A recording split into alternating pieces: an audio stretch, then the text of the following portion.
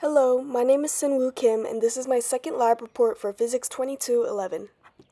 The purpose of this lab is first to observe the motion of a thrown projectile. Second, we will compare the observed trajectory of our projectile from tracker with expected trajectories from our computational models of our experiment on GlowScript.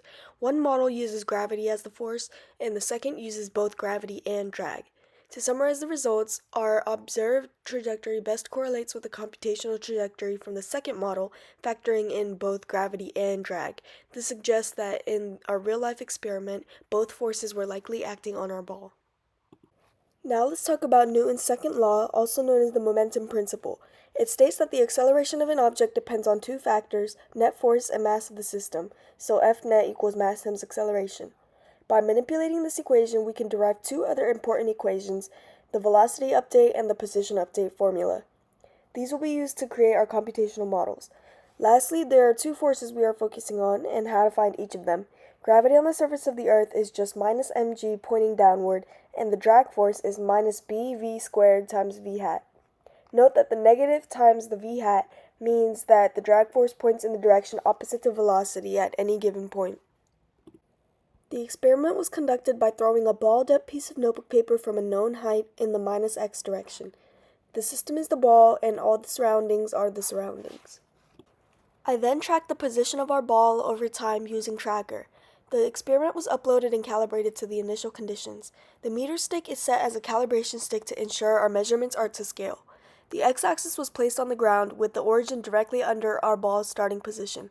The time starts at 0 seconds when the ball was thrown. Each time step between tracker points is 0.0167 seconds. These data points that Tracker gives to us will allow us to plot the trajectory.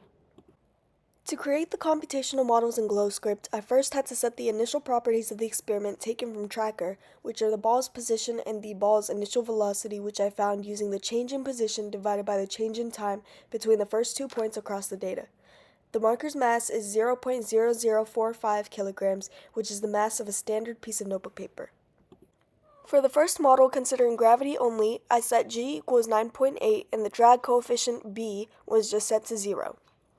For the second model, including gravity and drag, I set g equals 9.8 again, and this time I tried to find b by plugging in different values and adjusting it until the resulting trajectory was similar to my observed. I ended up with b equals 0.00113. Moving on to the calculations, I set the end time for the experiment at 0.483 seconds because that's how long my ball was in the air. Then I set net force to equal the forces of gravity plus drag and plugged in the equations previously covered to calculate each. I also replicated the velocity update and position update formulas. Using Excel, I've plotted the observed versus expected trajectories on the same graph so we could see how they correlate. The light blue line is my observed data from Tracker. The navy blue line was computed with gravity as the only force, and the green line was computed with both gravity and drag. As you can see, the trajectory with only gravity deviates quite a bit from our observed. The trajectory with both gravity and drag is a bit closer to our observed data. We can infer that in our real-life experiment, gravity was likely not the only force present and there was some drag coming into play. However, there are still inconsistencies and deviations between all trajectories. Therefore, we need to cover possible sources of error.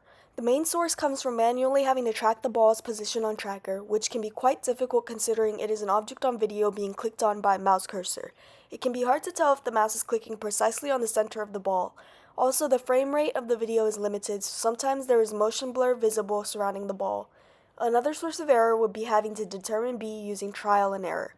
I tried to get the trajectories as similar as I could, but was unable to match it exactly. My drag coefficient is likely a bit off. To conclude this experiment, here are some questions pertaining to our models. Do any of our models predict a terminal velocity?